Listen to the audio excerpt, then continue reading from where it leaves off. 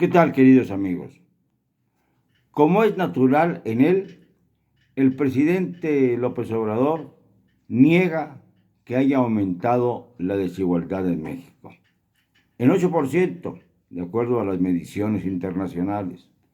En 8%, es decir, somos más desiguales en un 8%. ¿Esto qué quiere decir? Que hay más ricos con más fortuna y más pobres con más necesidades.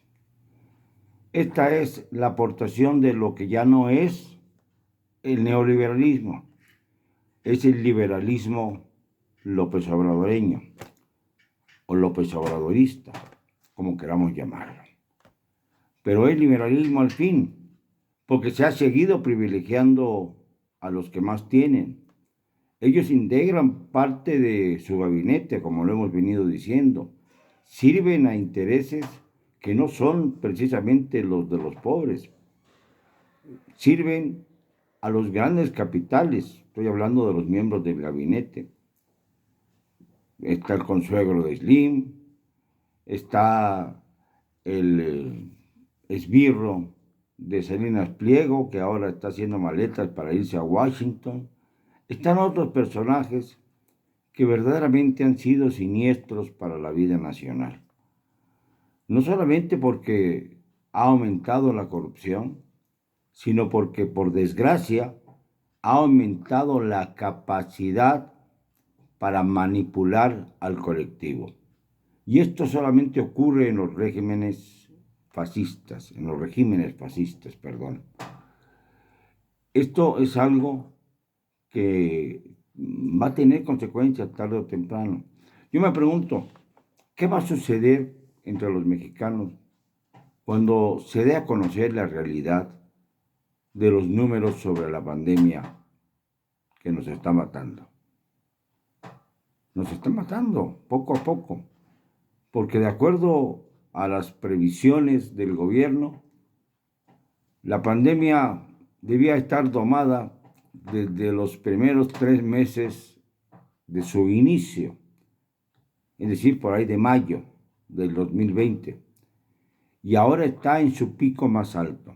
Dirán que es el rebrote, pero la realidad, como dicen los médicos que han estado enfrentando esta dolorosa situación, este mal terrible, nunca ha pasado la primera oleada. Estamos inmersos en la misma curva que inició con mayor fuerza a finales de febrero del año 2020. ¿Y qué ha hecho el gobierno? Fingir todo. Fingió ahora, en los últimos días, que había comprado millones de vacunas. No era cierto. Habían sido donaciones que le enviaba a su amigo López Obrador, el miserable anaranjado exmandatario de los Estados Unidos. Mintió cuando dijo que podrían cubrirse a todos los que se iban a vacunar en cuestión de meses, antes de que fueran las elecciones de junio, claro, para que este fuera uno de los factores políticos electorales más siniestros, pero más efectivos de la historia. Y siguió mintiendo con los números, siguió mintiendo con el asunto de las camas disponibles. Podrá haber camas disponibles, pero no hay médicos ni insumos para atenderlas, como hemos dicho hasta el cansancio. Pero mintió también sobre el número de decesos, que ahora se sitúan aproximadamente en 147.600 al día de hoy, cuando son muchos, pero muchos más. Son más de 500,000. Los más conservadores hablan de 200,000, 250,000, 350,000, pero si aplicamos el factor 3.8, nos vamos por encima de 500,000 muertos en México, lo que nos coloca en el primer lugar de muertes en nuestro mundo. En el primer lugar, más arriba que Estados Unidos, en donde hay 22 millones de infectados. Fíjense ustedes lo que estoy diciendo. Allá se han infectado más, según dice nuestro gobierno. Aquí hay 1.700.000 infectados, mucho menos que en los Estados Unidos, claro. Pero la diferencia es que en Estados Unidos se mueren muchos menos infectados que en México. Y ahí es donde está la clave del asunto. La mala atención a la pandemia. La farsa montada por Hugo López-Gatell, que va a ser procesado tarde o temprano por la miseria humana con que ha tratado el asunto de la pandemia y por la manera en que ha querido endulzarle los oídos al presidente López Obrador con mentiras y más mentiras que el propio López Obrador repite, como aquello de que el presidente no es un factor de contagio, sino un factor moral. La frase más demagógica, más rastrera, más inmunda que yo he escuchado en un funcionario público en todos los años que tengo como periodistas.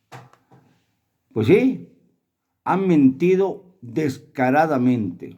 Se recordará a López Obrador cuando deje su sexenio, su periodo, termine ya de una vez por todas con este mal gobierno, como el más mentiroso de los presidentes.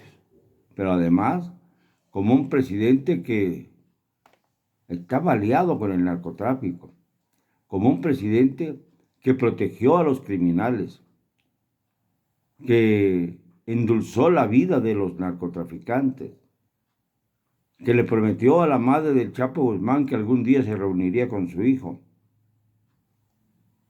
La saludó, la besó, pero lo mismo hizo con el Chapito, al que soltó en Culiacán, y con todos los miembros del cártel del Sinaloa, que es el que está privilegiado ahora. Ya saben ustedes que cada sexenio estrena a sus propios narcos. Como me dijo algún día el abogado César Fentanes, aquel Quijote que defendió a los mexicanos después de los fraudes del terrible Fobaproa. Pues bien, siguen los fraudes, sigue la corrupción, sigue la pandemia incontrolable, sigue el horror de ver que en el peor momento estamos gobernados por los más ineficaces en todos los sectores.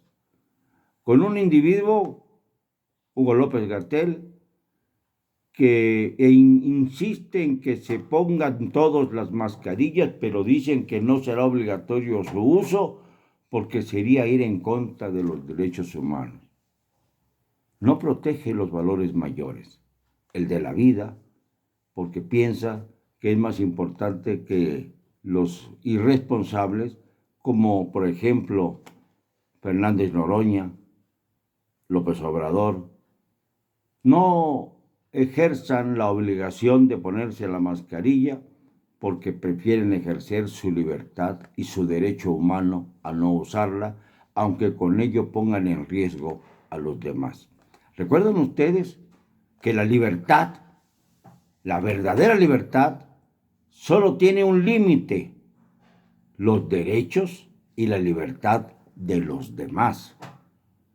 No podemos nosotros hacer nada que afrente los derechos y la libertad de los demás. Lo dijo Juárez. El respeto al derecho ajeno es la paz. Está claro.